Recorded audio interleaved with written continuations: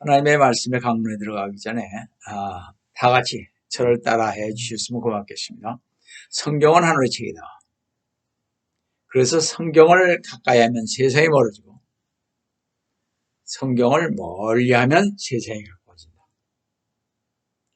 오늘도 주님 안에서 여러분과 함께 은혜의 말씀을 나누려고 하는 것은 아까 봉독해 올린 킹제임스 성경 스가랴서 14장 4절에서 9절 16절에서 17절로서 마지막 때에 성경을 여는 종말론 강의 45번째 제2부 성경적 재림의 징조 19번째로서 소선지서로 본 주님의 재림 6번째로 스가랴서라는 제목으로 이 시간 같이 은혜를 나누려고 합니다.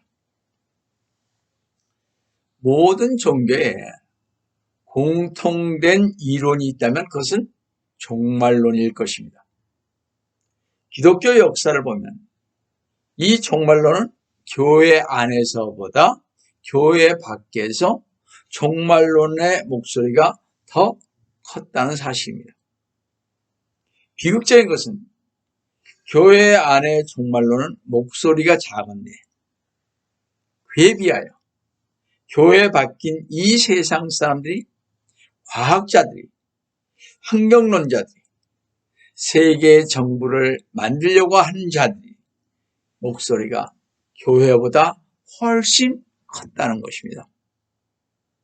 초대교회에서부터 벌써 주님이 곧 오십니다 했습니다. 2000년 전부터 현재에 이르기까지 몇 년, 몇 월, 며칠에 주 예수님이 재림하신다고 떠드는 종말론은 여러 가지 변형된 형태로 우리 기독교의 신앙생활과 우리의 삶과 인식 속에 그 깊이 들어와 있습니다. 시대가 흘러갈수록 우리는 종말론에 더 가까워지게 될 것입니다. 종말론은 우리 기독교계를 유혹할 것이고 우리를 유혹할 것입니다. 따라서 성도 여러분, 이 허위로 가득 찬 현대의 종말론을 척결하기 위해서는 우주의 주인이시며 역사의 주인이신 주 예수 그리스도님 안에서만 이해되어야 할 것입니다. 그러면 우리가 계시록 22장 20절에 아멘 그러하옵니다. 주 예수님 어서 오시옵소서라고 외치는 우리 고백이 진정한 신앙 고백이 될 것이며 주 예수 그리스도님 안에서 진정한 신앙이 회복되고 주 예수 그리스도님께 헌신된 삶을 살아갈 것입니다. 그러므로 우리는 성경에 기록된 세상 끝날 주 예수 그리스도님께서 다시 오시는 재림에 대해 확실하게 공부해야 할 것입니다. 오늘은 이스라엘 온 백성들에게 회개하고 하나님께로 돌아와 복을 받으라고 전하라고 부름을 받은 스가랴 선지자를 통한 종말의 말씀을 보겠습니다. 하나님의 부름을 받은 이 스가랴의 이름은요, 하나님이 기억하신다 그런 의미로서 바벨론 포로기 이후에 활동한 위대한 선지자로서 학계 말라기 선지자와 더불어 활동을 했습니다.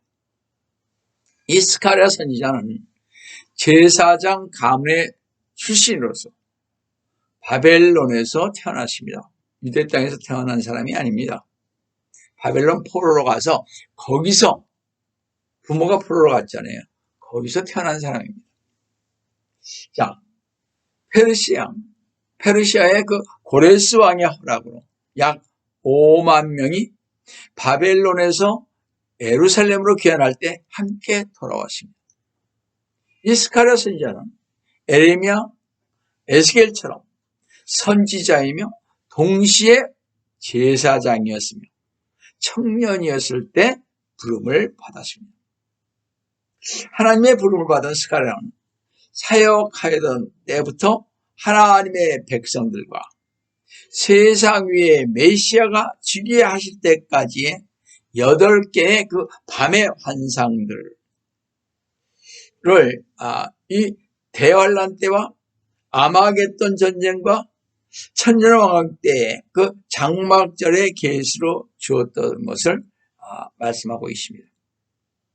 그래서 스가랴서에는 많은 환상이 제시되어 있기 때문에 계시록이라 불려지며 다른 소선지자들보다 훨씬 자세히 설명하고 있습니다. 성도 여러분, 에스겔과 다니엘과 마찬가지로 스가랴 선지자는 환상들을 통해 시온의 영광과 이스라엘의 회복과 아마겟돈 전쟁 후의 사건을 자세히 설명해 주고 있습니다. 자, 그럼 첫 번째로 첫 번째 환상은 붉은 말을 탄 자입니다. 스가랴서 1장 7절에서 11절에 보면 나오죠. 이 스가랴 선지자가 밤에 본 환상들은 모두 같은 날 밤에 본 것입니다. 이 스가랴는 환상 중에 골짜기에서 붉은 말을 타고 있는 사람을 보았습니다. 그 뒤에 붉은 말들과 얼룩말들과 흰 말들이 있더라 했습니다. 스가랴서 1장 8절을 보시면요, 내가 밤에 보니 한 사람이 붉은 말을 타고 골짜기 아래 도금냥 나무들 사이에 선 것이 보이는데, 여기 한 사람이 붉은 말을 탔다고 했는데 그 붉은 말을 탄 사람은 누구냐 하는 것입니다. 스가랴 1장 11절과 12절 첫 줄만 보시면요, 그들이 도금냥 나무들 사이에 선 주의 천사에게 대답하여, 12절에 그때 주의 천사가 대답하여, 이 영어 성경에 보시면 주의 천사를 보면요, The Angel of the Lord라고 했는데 천사 앞에 더란 단어가 붙으면 천사가 아닌 천사의 모습으로 나타나신 분인데, 구약 성경에 나타나신 분은 거의 예외 없이 예수 그리스도님이십니다. 따라서 붉은 말을 탔던 한 사람은 주 예수 그리스도님이신 것입니다. 다시 스가랴서 1장 8절 또 마지막 절을 보시면요, 붉은 말을 탄 사람 뒤에 붉은 말들과 얼룩말들과 흰 말들이 있더라 에서 보던 세 말이 있는데, 붉은색은 전쟁과 피 흘림이고, 흰색은 승리와 평화이기에, 얼룩색은 붉은색과 흰색의 혼합이기에 전쟁도 평화도 아닌 피 흘림도 승리도 아닌 어정쩡한 이렇게 천사들인 것을 알 수가 있습니다. 이 세 말들이 하나님의 천사들은 하나님으로부터 세상을 살펴보라는 임무를 받았죠. 스가랴서 1장 10절 중반절에 이들은 땅에 두루 다니라고 주께서 보내신 자들이라 한 것으로 보아 하나님께서는요, 지상에서 일어난 일에 관심을 가지시고 지켜보시고 계신 것을 알 수가 있습니다. 따라서 여기의 말들은 계시록 6장 4절의 말이 아닙니다. 특별히 이스라엘에 대하여 관심을 기울이는 것은 이스라엘이 하나님의 언약의 백성이기 때문입니다. 그런데 이 천사들이요, 주 예수 그리스도님이신 분에게 스가랴 1장 11절 중반절에서 우리가 땅을 두루 다녀보니 보소서 온 땅이 조용하며 평안하더이다 라고 보고를 했습니다. 이 보고는요, 이스라엘 편에서 보면 좋은 것은 아니죠. 하나님의 백성은, 이 이스라엘 백성들은요, 여전히 이방인의 권세와 지배하에 억압된 상태에 있는데, 근데 이방인들이 평온하다는 것입니다. 자, 이 보고를 들은 주 예수 그리스도님께서는요, 스가랴서 1장 12절에서 그때 주의 천사가 대답하여 말하기를, 오 만군의 주여, 주께서 그들에 대하여 진노를 가지신 지 70년이 되었는데 언제까지 주께서는 예루살렘과 유다의 성읍들의 자비를 베푸지 아니하시나이까 말씀했습니다. 자, 이때 하나님께서는 예비된 위로의 말씀을 주시는데요. 첫째 축복은 1절 14절 중반에 내가 예루살렘을 위하여 또 시온을 위하여 큰 질투로 질투하노라. 이건 또 무슨 말인가 이런 얘기입니다. 이스라엘의 번영을 위하여 하나님께서는 질투하실 정도의 번영을 이스라엘 백성에게 주겠다는 약속인 것입니다. 엄청난 축복이죠. 둘째 축복은요, 1절 15절에 또 내가 평안이 있는 이방을 심히 불쾌히 여기노니 이는 내가 조금만 불쾌히 여겼더니 그들이 고난을 가중시켰습니다. 하나님께서는 범죄한 하나님의 백성이 정신을 차리도록 하나님께서 쓴 그 잠깐의 그 몽둥이와 채찍이었는데 이 이방 민족들은 지나치게 이스라엘 백성들을 지나치게 억압했다는 것입니다. 그래서 하나님께서는 이스라엘을 지나치게 짓밟고 억누르는 나라에 대해 격렬한 진노를 쏟아 붓겠다는 것입니다. 그래서 1장 10절에 뭐예요? 그러므로 주가 이같이 말하노라 그랬습니다. 셋째 축복은요, 내가 자비와 더불어 예루살렘으로 돌아왔으니. 히브리어에서는요, 앞으로 이루어질 사실을 말할 때 과거 어법을 사용하는 것이 종종 있습니다. 돌아왔으니도 마찬가지입니다. 주님께서 자비로 예루살렘에 돌아오시겠다는 것입니다. 넷째 축복은요, 내 집이 그 안에 건축될 것이요, 성전이 재건되리라는 거죠. 다섯째 축복은 예루살렘 위에 한 줄이 그어지리라. 예루살렘 성의 지경이 넓혀지리라는 것입니다. 다시 1장 17절을 보시면 너는 더 부르짖어 말하기를 만군의 주가 이같이 말하노니. 그래서 여섯째 축복이 나옵니다. 여섯째 축복은 내 성읍들이 번영하여 다시 널리 퍼져나갈 것이며 그 땅의 성읍들이 넘치도록 번영할 것이라고 지금 말씀을 하고 계십니다. 일곱 번째 축복은요, 주께서 다시 시온을 위로하시고 다시 예루살렘을 택하시리라. 하나님은 시온을 위로하시고 변하지 않은 약속으로 예루살렘을 선택하였다는 것입니다. 지금도 변함은 없으시죠, 하나님은.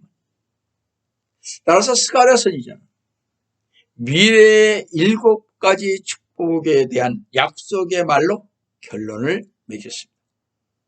이 7가지 축복들은 영광스러운 이스라엘의 메시아, 즉 천년왕국 때 주 예수 그리스도님께서 통치하실 때 완전히 이루어질 것을 말씀하셨던 것입니다. 두 번째 환상이 있습니다. 두 번째 환상은 네 뿔과 네 목수들입니다. 스가랴서 1장 18절에서 21절의 말씀을 하고 있는데요. 다 같이 스가랴서 1장 18절을 보시면 그때 내가 너의 눈을 들어보니 뿔 4개가 보이더라.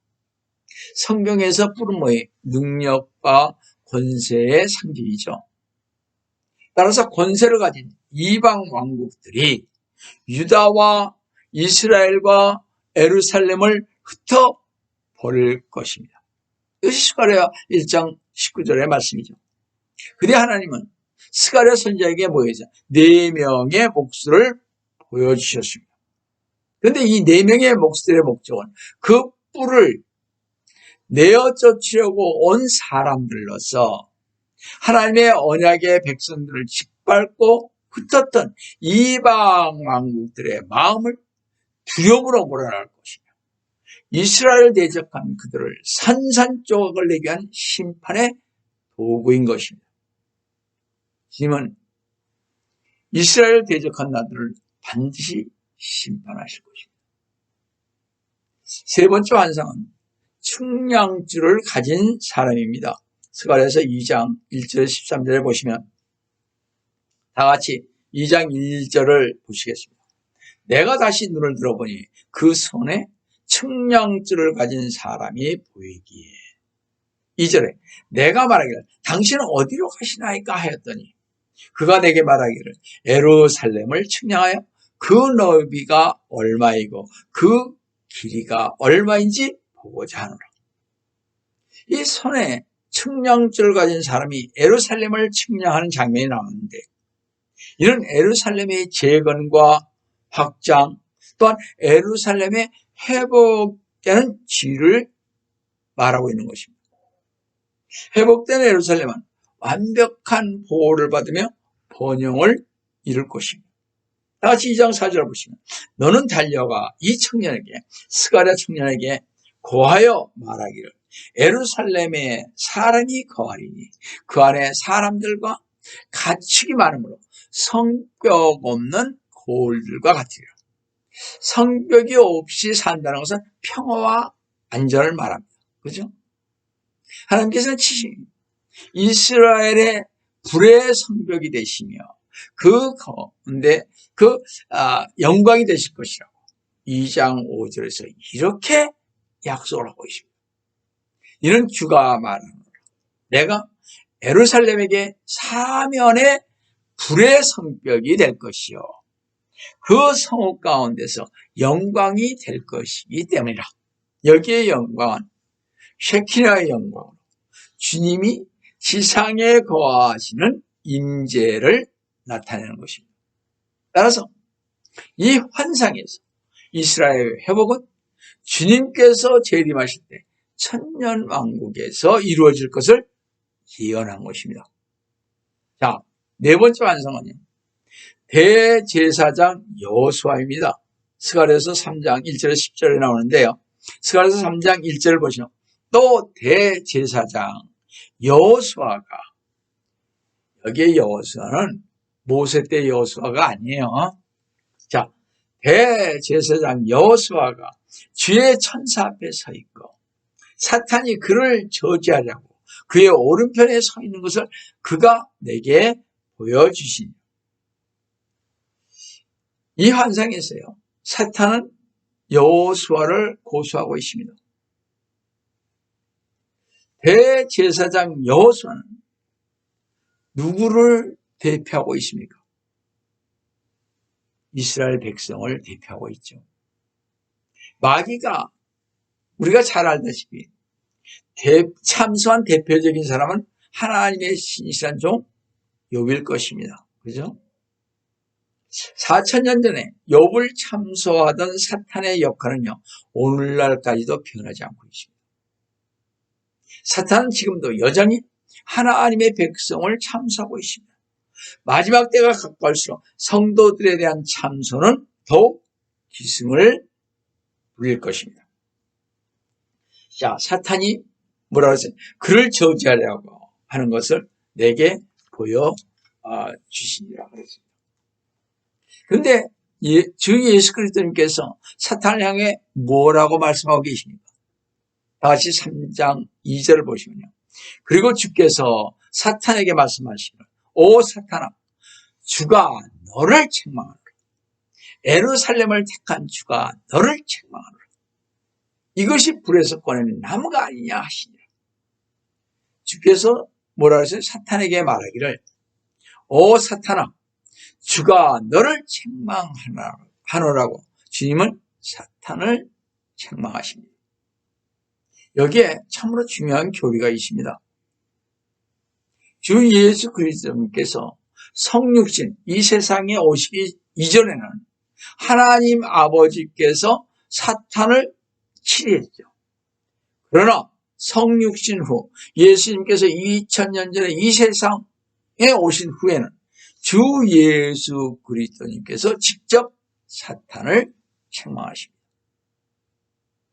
사탄을 책망하는 주 예수 그리스도의 능력과 권세를 힘입어 우리는 사탄의 그 끊임없는 참소에도 불구하고 정말 우리가 이렇게 강하게 설 수가 있는 것입니다.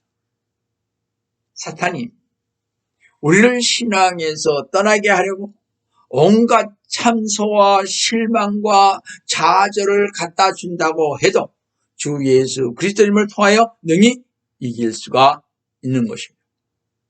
사탄이 하나님의 백성인 이스라엘을 멸절시키려고 했지만 이스라엘을 불에서 꺼낸 나무로 비유로 말씀하신 뜻은 타다 남은 나무인 이스라엘을 건져낸 것은 미래 이스라엘의 남은 자들을 천년왕국 때 반석 위에 올려 많은 민족을 다스리게 하겠다는 것입니다. 여러분, 사탄은 이렇게 해서 하나님의 백성인 이스라엘을 이 세상에서 없애버리려 했으나 그렇지 못했던 것입니다. 오히려 하나님께서는 죄로 더럽혀져 있는 이스라엘 3장 4절 하반절에서 보라 내가 내게서 내 죄악을 제하였으니 내가 옷을 받고 너를 입히리라 했습니다. 더러운 옷은 죄로 더럽혀진 것을 말하게 옷을 받고 입힌 그 사실은 이스라엘의 죄를 제하고 용서하고 용납하여 특권 미치로서의 영적 회복으로 즉 제사장의 위치로 이스라엘을 회복시킨다는 것입니다. 이렇게 이스라엘은 대환란 끝에 회개할 것이고 하나님께서는 그들을 용서하시고 에레미야 31장 31절 말씀으로 새 언약을 맺으실 것입니다. 이 다섯 번째 완성은요. 금촛대와 두 올리브 나무입니다. 스가랴서 4장 1절에 14절에 나오죠. 다 같이 4장 2절을 보시면 그가 내게 말하기를 네가 무엇을 보느냐 하기에 내가 말하기를 내가 보니 금으로 된 촛대가 보이는데 그 꼭대기에는 한 그릇이 있고 그 위에는 그의 7 등불이 있으며 그 꼭대기 위에 있는 7 등불에는 7 관이 있고 했습니다. 스가랴의 예언에 등장하는 이 상징은 하나님께서 당초에 의도하신 대로 하나님께로 돌아와 세상에 밝힐 빛의 수단으로 회복된 이스라엘을 지금 언급하고 있습니다. 그뿐만 아니라 이 승금촛대는 예수 그리스도님을 상징하고 있는데 스가랴요 4장 6절을 보시면 그 환상에 대한 예언의 열쇠가 있습니다. 그러자 그가 대답하여 일러 말하기를 이것이 스룹바벨에게 하신 주의 말씀이라. 스룹바벨은 이스라엘의 총독이죠. 바벨론에서 오면서 말씀하시기를 힘으로도 아니요 능력으로도 아니며 오직 나의 영에 의해서니라 만군의 주가 말하노라. 영적인 능력은 주님으로부터 오는 것입니다. 사도행전 4장 13절에 우리가 알 수 있죠. 그러면 촛대는 주 예수 그리스도님이십니다. 근데 4장 3절에 그 촛대의 곁에는 두 올리브 나무가 있다는 것입니다. 그런데 빛을 발하기 위해서는 어떻게 올리브 나무에서 짠 그 기름을 지속적으로 공급해야 7 등불이 무한한 공급을 받아 빛을 발할 수가 있는 것입니다. 이것은 다시 말씀드려서 힘과 능력 사이에는 별로 큰 의미가 없습니다. 육체적, 정식적, 도덕적 힘을 말하는데 이것으로는 하나님의 일을 하는 데는 부족하기에 하나님의 영을 받아야 하나님의 일을 처음부터 끝까지 하신 영적 힘이 생긴다는 것입니다. 이 스룹바벨이 자기의 과업을 완수하는 데 있어서 오직 하나님의 영에 의해서만 달려 있다는 것입니다. 다른 게 아니라는 거죠. 내 생각과 내 이 경험으로 이룰 수 없습니다. 저도 마찬가지입니다. 저 자신도 기도해도 어떨 때는 음성도 없고, 그러니까 어떤 일을 결정할 때 제 경험과 성경적 지식 안에서 하죠. 근데 그것이 반드시 하나님께서 원하시는 것이 아닌 것을 많이 보게 됩니다. 여하튼 스룹바벨은 성전을 완공하는 총독이요 통치자로서 여호수아와 스룹바벨이 그 당시를 위한 두 올리브 나무들이었지만 천년왕국 시대에는 대제사장이요 왕이신 주 예수 그리스도를 모시고 설 기름 부음 받은 자들을 상징하는 것입니다. 다시 4장 14절을 보시면 그가 말하기를 이들은 두 올리브 나무는요 두 기름 부음 받은 자들이 온 땅에 주 곁에 서 있는 자들이라 했습니다.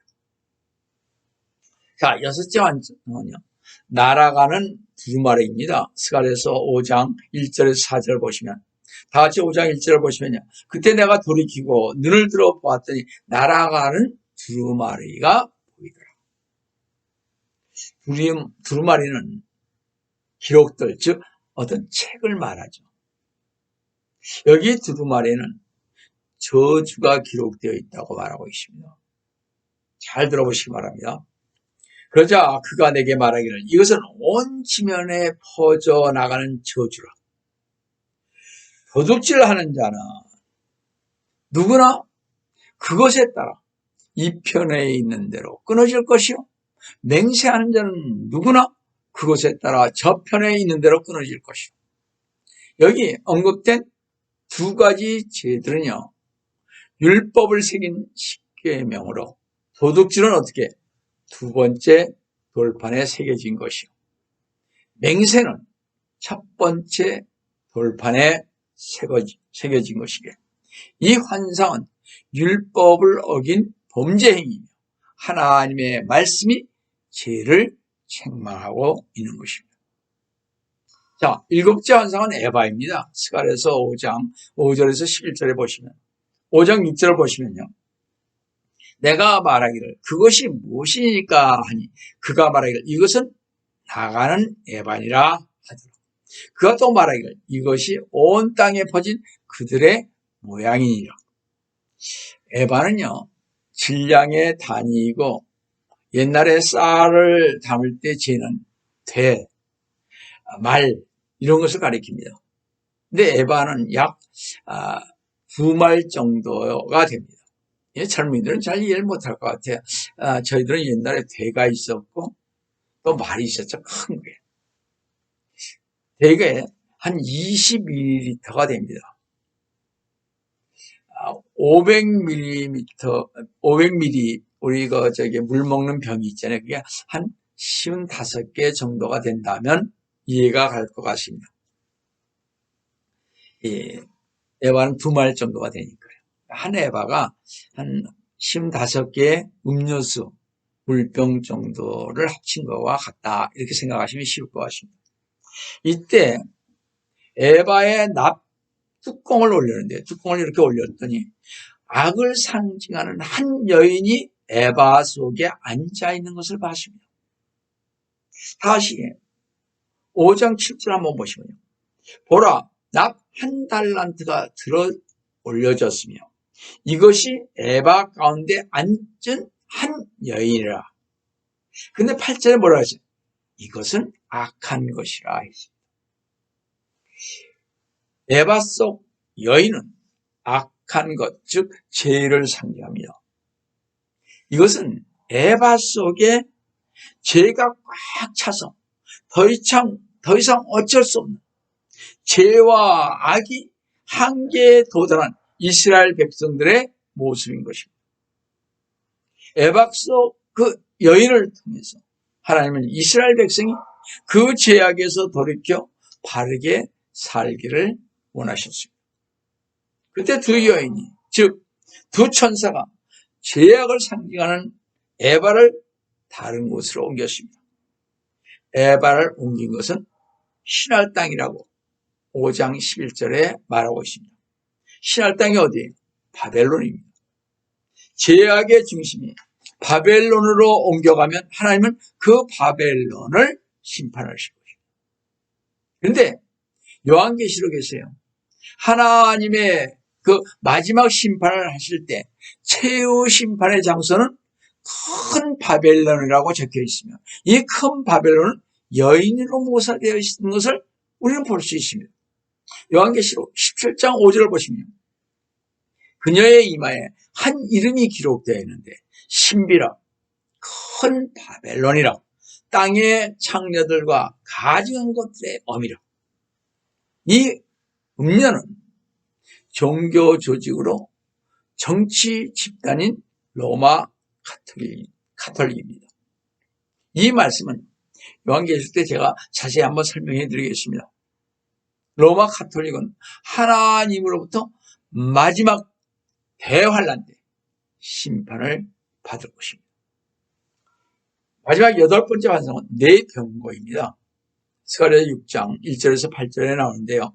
스가랴 6장 1절에서 3절을 보시면 내가 돌이켜 내 눈을 들어보니 보라 두 산 사이에서 네 병거가 나오며 산들은 노새 산들이라. 2절에 첫 번째 병거는 붉은 말들이며 두 번째 병거는 검은 말들이요. 3절에 세 번째 병거는 흰 말들이며 네 번째 병거는 회색 갈개 적갈색 말들이요. 이 네 병거는요, 네 영을 상징하는 네 천사들로서 이 땅을 위해서 사역을 하는데 심판의 사역인데요, 하나님의 명령을 수행하기 위하여 앞으로 나오는데 하나님의 심판을 수행할 것입니다. 성도 여러분, 이 모든 환상은요, 자세히 보면 대환란 때의 일들을 예언한 것입니다. 그 내용에 있어서는 땅의 심판과 이방인들의 책망, 또 이스라엘의 영적 물리적 회복, 그 끝에는 메시아이신 왕인 주 예수 그리스도 때문에 위대한 승리가 다뤄짐을 볼 때 스가랴서는 주님의 재림을 말하고 있는 것입니다. 이 스가랴 선지자가 예언한 마지막 환란 때 아마겟돈 전쟁과 재림 때 이스라엘의 회심을 한번 보시겠습니다. 사실 구약 성경 중에서 종말론적 관점에서 볼 때 스가랴서 12장에서 14장은 참으로 중요합니다. 스가랴서 12장과 13장은 주님의 재림을 다루고 있습니다. 2장에 걸쳐서 그날에라는 말이 7번이나 나옵니다. 성경에서 여러분 잘 알다시피 그날에라는 말은 주 예수 그리스도 때문에 재림의 날을 말하죠. 주의 날에 이스라엘은 대환란을 거친 후 주 예수 그리스도님께 돌아올 것입니다. 스가랴서 12장 10절 보시면 또 내가 다윗의 집과 예루살렘의 거민들 위에 은혜와 간구의 영을 부어주리라. 그러면 그들은 그들이 찔렀던 나를 쳐다볼 것이며 그들이 그를 위하여 애통하리니 마치 어떤 사람이 자기의 아들을 위하여 애통함 같이 할 것이 하듯이 주님께 이스라엘 백성들은 회개하고 돌아올 것입니다. 12장 12절에 땅이 애통하리니 각 족속이 따로 애통하리라. 각 족속이 회개하지만 다윗 집의 족속이 뭐에 따로 하고 그들의 아내들도 따로 하며 나단 집의 족속이 따로하고 그들의 아내들도 따로 할 것이요. 13절에 레위 집 족속이 따로하고 그들의 아내들도 따로하며 여러 족속이 회개하지만 다윗 집과 나단 집과 레위 집이 회개하는 모습을 볼 때 이는 이스라엘의 지도자 계층이 회개하는 모습을 알 수가 있습니다. 우리가 잘 알다시피 다윗집은 뭐예요? 왕의 집이죠. 나단은 선지자를 대표하며 레위는 제사장을 대표합니다. 이들은 이스라엘을 인도하는 목자들입니다. 주 예수 그리스도님께서 재림하실 때 스가랴서 14장 4절을 보시면 그의 발이, 주님의 발이요, 그날에, 재림의 날에 예루살렘 앞 동편에 있는 올리브산 위에 설리니, 올리브산은 그 중간이 동쪽과 서쪽으로 갈라져 매우 큰 골짜기가 생길 것이며 산의 절반은 북쪽으로, 산의 절반은 남쪽으로 옮겨지리라. 여기에서 보듯이 주님께서 오실 때 올리브산으로 오시는데 이 산이 갈라지는 그 모습에서 봤을 때 지진이 일어날 것입니다. 그것이 미가서의 1장 3, 4절에 말씀하고 있었지 않습니까? 지진. 그뿐만 아니라 스가랴서 14장 6, 7절 보시면 그날에는, 주님의 날에는요, 빛이 명료하지 아니하고 어둡지도 아니하리라. 그러나 주께 알려질 한 날이 있으니 낮도 아니요 밤도 아니요 저녁 무렵에 빛이 있게 되리라. 주님께서 오실 때는요, 영광이 나타나는 자연의 변화가 올 것인데 정상적인 밤과 낮이 아닌 이날은요, 주님께서 오시는 그 이날은요, 독특한 날로서 전무후무한 날이 될 것입니다. 저녁 무렵에 빛이 있게 될 것이라고 지금 얘기를 하고 있습니다. 그래서 주님 오실 때는요,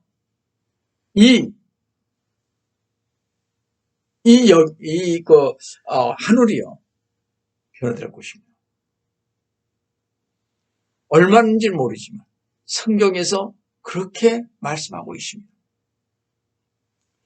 또 예루살렘은요, 세계에서 가장 메마른 곳이고 건조한 것 중에 하나인데 주님께서 재림하셔 천년왕국을 통치하실 때 그때는 14장 8절을 보시면요, 그날에는 생수가 예루살렘으로부터 솟아나서 그 절반은 앞바다로, 그 절반은 뒷바다로 흐르니 여름과 겨울에도 그러하리라 하였듯이 땅에서 솟은 생수가 사해와 지중해로 흘러가면서 온 땅이 기름지고 비옥하게 될 것입니다. 그 생수는 여름이나 겨울이나 끊이지 않고 흐를 것입니다. 14장 9절에 보시면 주님께서는 온 땅을 치리할 왕이 되시니 그날에는 한 분 주께서 계실 것이며 그의 이름은 하나만이시리라. 주님께서요, 세상의 왕으로서 천년 왕국을 치리할 것이며 그 왕국은 위대할 것이며 모든 이방인들도 이스라엘 왕을 섬길 것입니다. 누구를? 주 예수 그리스도님. 다 같이 스가랴서 14장 16절 17절 한번 보시겠습니다. 예루살렘을 치러 온 모든 민족들 가운데서 남아있는 자도 각기 그 왕 만군의 주께 경배하러 또 장막절을 지키려고 해마다 올라올 것이라. 이 예수님께서 천년왕국, 즉 천국 때 전 세계를 다스릴 것입니다. 그때 모든 민족들이 주님, 만군의 주님께 경배하러 올라올 것입니다. 17절에 땅의 모든 족속 중에서 그 왕, 만군의 주를 경배하려고 예루살렘에 올라오지 아니하는 자들에게는 비가 내리지 아니하리라. 장막절인 초막절은 천년 왕국 시대의 절기입니다. 그 절기에는 모여서 쉬며 즐기며 찬양하고 감사하는 절기입니다. 이때 예루살렘에 올라와서 왕께 경배를 드리는 날입니다. 그런데 천년 왕국의 왕이신 주 예수 그리스도님께서 경배를 드리기를 거절한 족속의 땅에는 비가 내리지 않을 것이라고 말하고 있습니다. 성도는 우리가 분명히 알아야 할 것은 이스라엘의 모든 재앙과 화의 그 뿌리의 원천은 그들이 메시아의 사명과 사역을 올바르게 인식하지 못한 데 있는 것을 알 수가 있습니다. 그러므로 이제 이스라엘이 메시아이신 주 예수 그리스도님을 올바르게 인식하면 이스라엘의 영적인 축복과 물질적인 번영이 반드시 올 것입니다. 성도 여러분, 메시아이신 주 예수 그리스도님께서는 반드시 이 땅에 오실 것입니다. 꼭 명심하시기 바랍니다. 하나님은 모든 사람들이 하나님의 은혜와 사랑에 복된 말씀에 믿음과 순종으로 응답하시기를 원하십니다. 만왕의 왕이시여 대제사장이신 주 예수 그리스도님을 구세주와 메시아로 믿는 그 순간 말할 수 없는 기쁨을 주시며 온 세상이 주님께 경배하기를 갈망하며 기다릴 것입니다. 성도 여러분, 우리의 마지막 소망이 주 예수 그리스도님께서 오실 그날은 반드시 올 것입니다.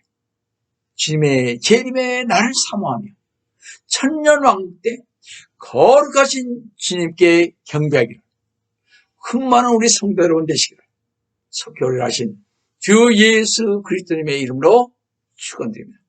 다 같이 기도하겠습니다. 감사하신 하나님 아버지, 저희들에게 귀한 말씀을 허락하심을 감사합니다. 주님의 날이 다가올수록 많은 거짓들이 기독교계를 유혹하며 저희들을 유혹할 것입니다. 과연 우리들은 어디에 서 있는가? 이때 생각해 볼 때 오로지 주님의 말씀에 온전히 선 자만이, 그리고 주님의 재림을 믿고 소망하는 자만이 승리와 함께 주님의 귀한 혼인잔치에 참여할 줄 믿습니다. 지금도 사탄은 욥을 참소했을 때와 같이 믿는 자들을 찾아다니며 무너뜨리려고 유혹하고 있습니다. 주님, 주님의 재림이 임박한 이때 저희들 깨어있어 말씀과 기도와 금식으로 무장하게 하여 주시옵소서. 항상 주님의 영광을 위하여 저희 모든 것을 바칠 수 있도록 도와주시고 살아서 역사하시는 우리 주 예수 그리스도의 이름으로 기도합니다.